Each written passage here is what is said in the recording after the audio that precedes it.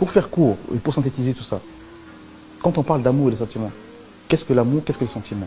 Sans rentrer dans les détails, on va plutôt opposer leur nature, leur caractère.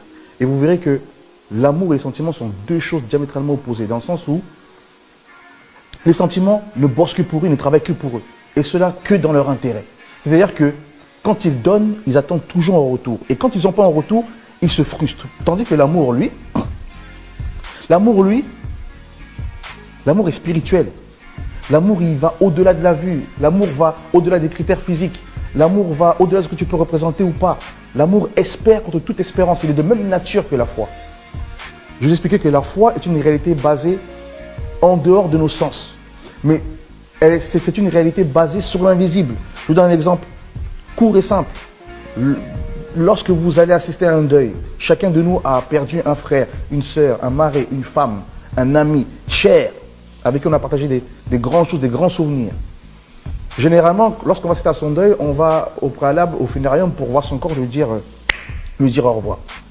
Pour les plus attentifs, vous verrez que lorsque vous regardez attentivement le corps, vous apercevez que ce n'est pas mon mari, c'est pas votre femme, c'est pas votre frère, c'est pas votre ami avec qui vous avez partagé tant de choses. Non, vous vous rendez compte en fait que le corps n'est qu'une enveloppe, un manteau, qui finira avec le temps par pourrir dans le cercueil. Mais la personne qui animait ce manteau, la personne qui animait cette enveloppe-là est partie.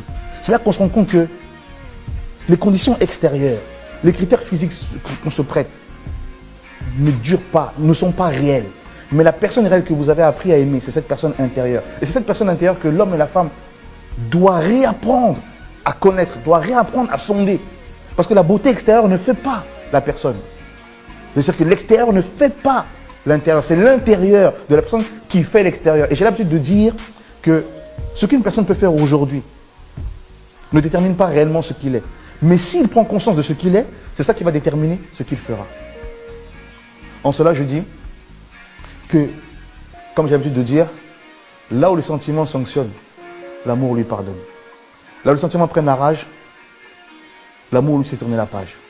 C'est-à-dire que l'amour s'est pardonné là où le sentiment ne pardonne pas. Et quand bien même aujourd'hui, vous êtes deux, et que vous avez fait 10 ans, 15 ans, 20 ans, et que vous ne vous entendez plus. Si vous vous séparez dans la haine, et que vous demeurez dans la haine, ça veut dire que vous ne vous êtes jamais aimé. Vous avez vécu une grande aventure sentimentale, mais pas d'amour.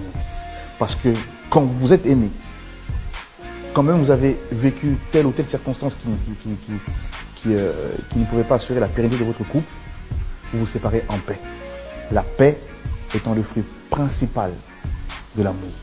La discorde est celui des sentiments.